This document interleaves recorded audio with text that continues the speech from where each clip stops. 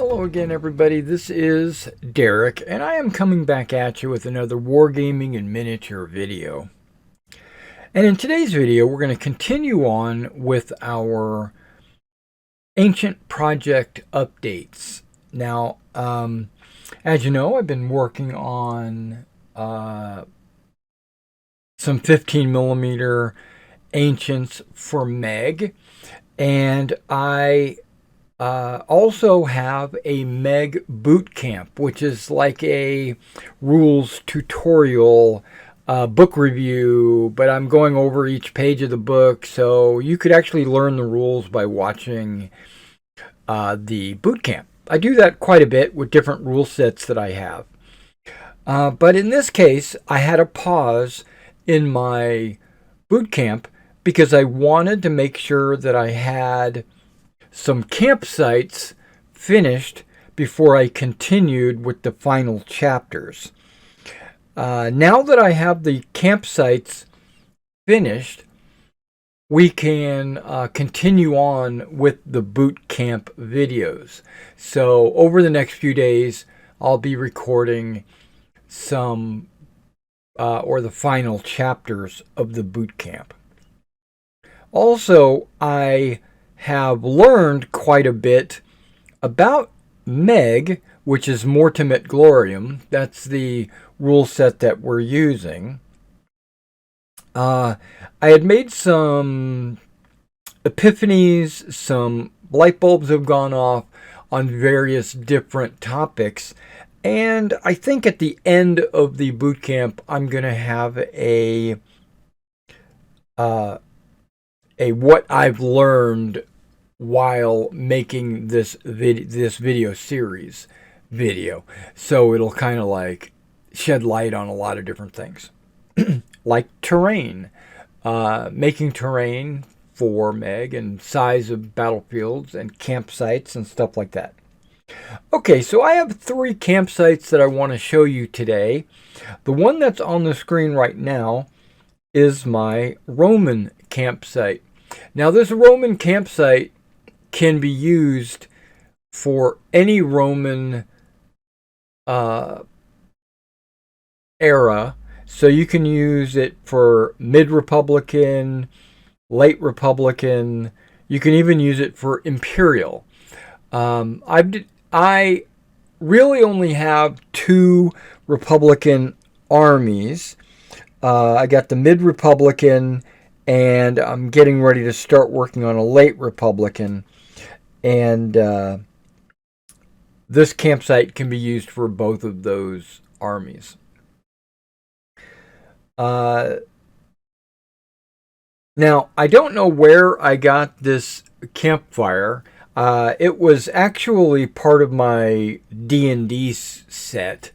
I basically have a tray where I've got a lot of different campsite, dungeon, like tables and bookshelves and barrels and baskets and cages and all kinds of different things that I would use during my D&D games. I would put it on the battle map or whatever.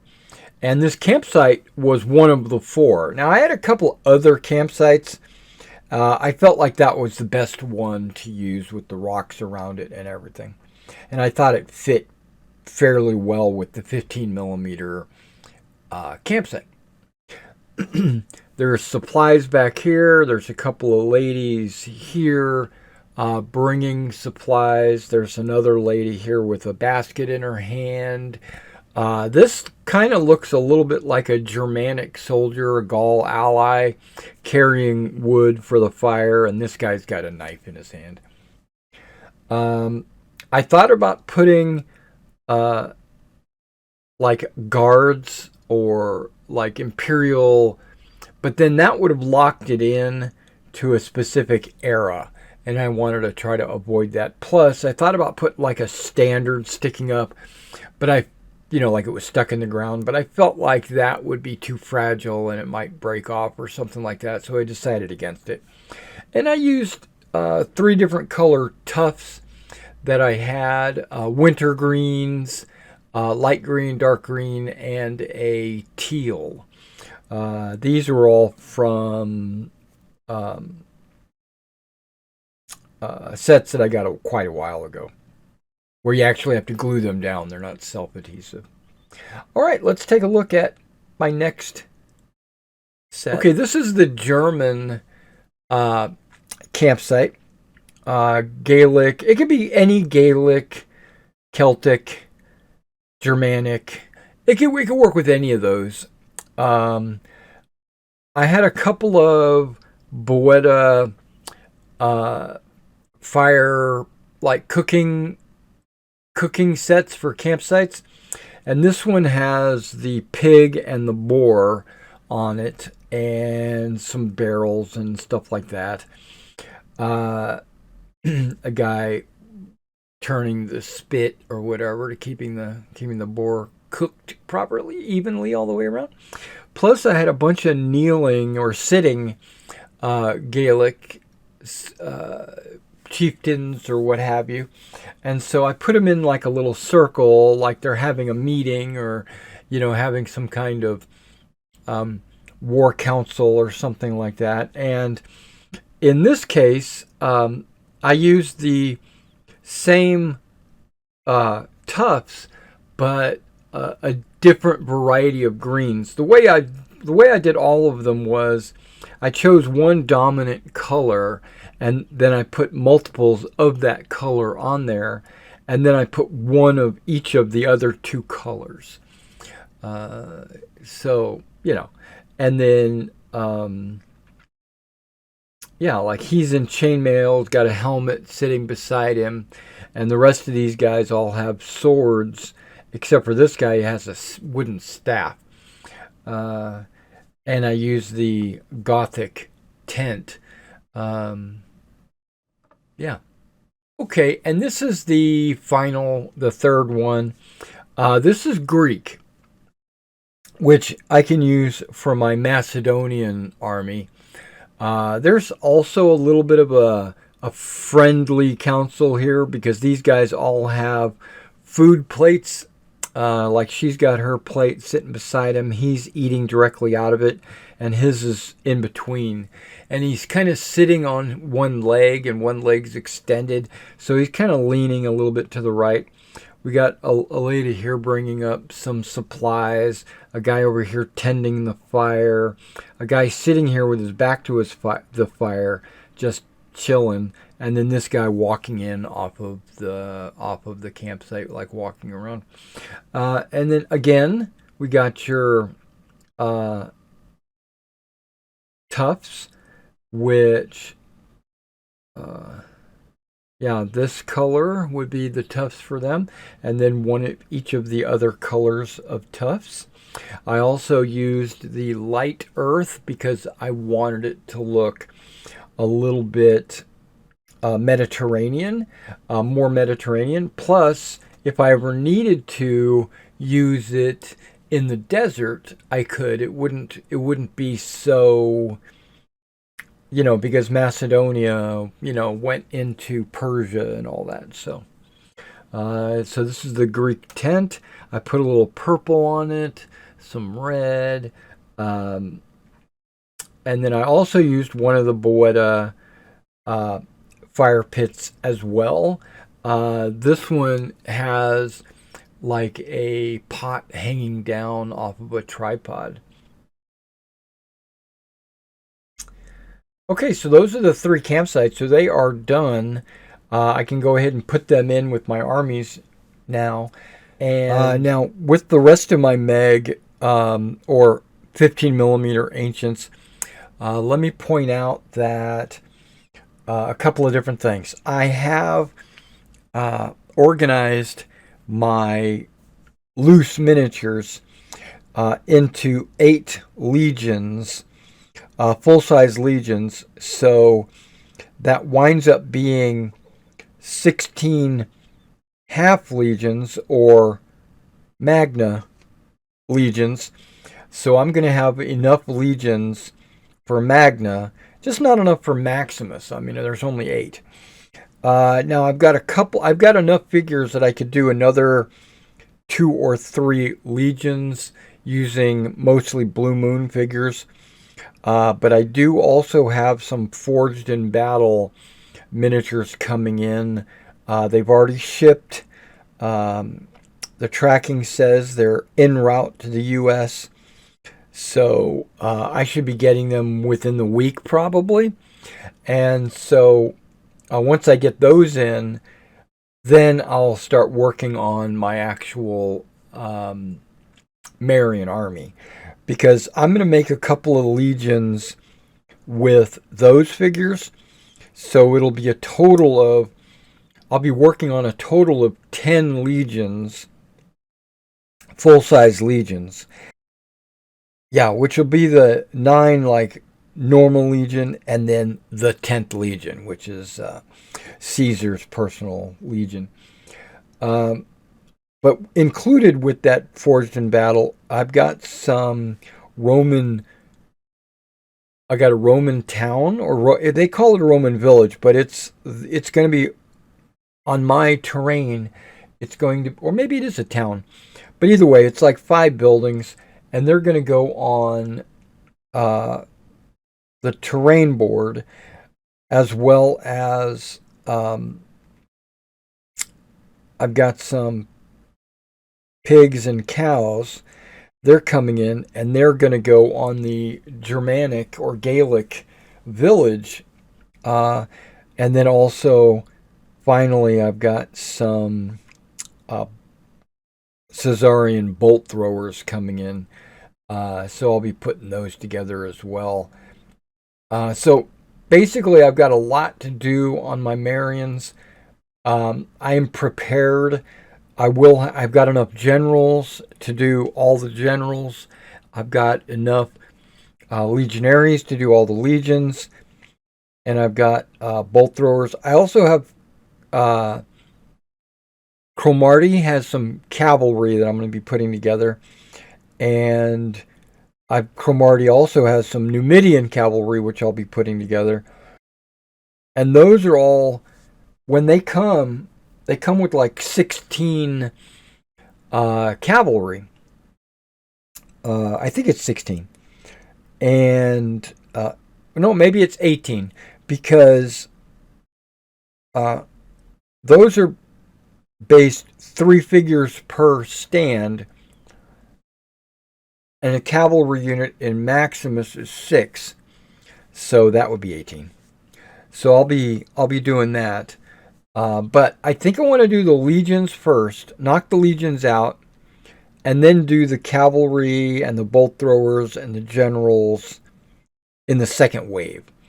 So, yeah. So I've already washed the Old Glory and some of the Blue Moon models. Well, I washed all the Blue Moon models, but when I organized the legions, oh yeah, here we go. The I struggled with the Cromarty shields, right? I think I talked about this in the last update. Well, the Cromarty shields are separate, and you glue them on to your Cromarty legionaries or what have you. But my bag of shields, which is where I kept all the Blue Moon shields, had a handful, maybe 8 or so shields that are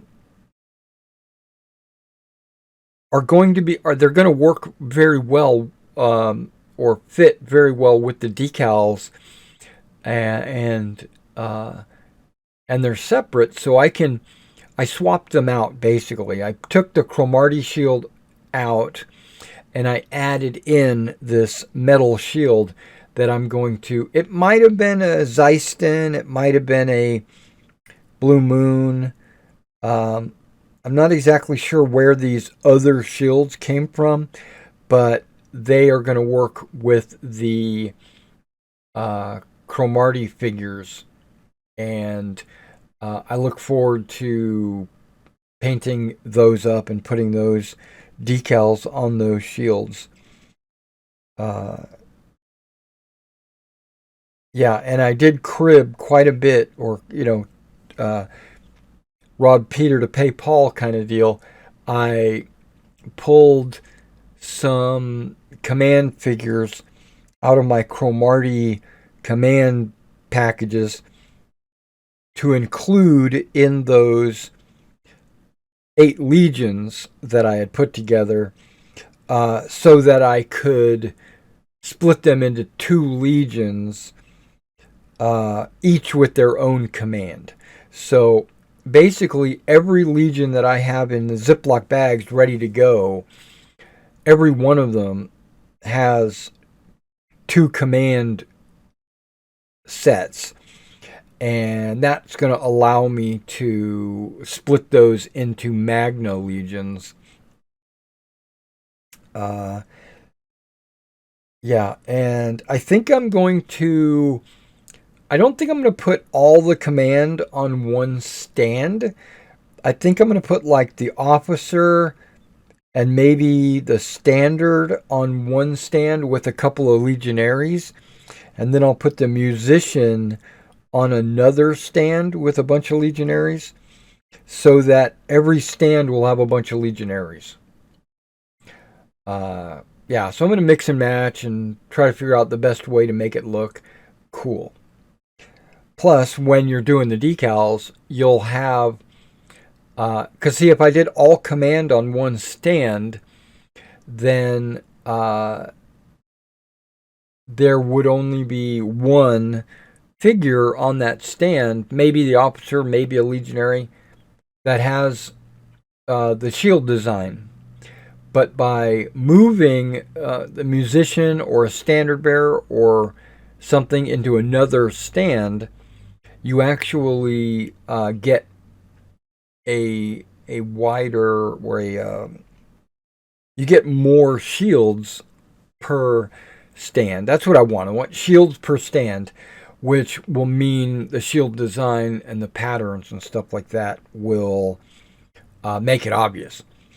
And with the, I have 8, I'm sorry, I have 9 decal sheets, and each decal sheet can easily do the full legion.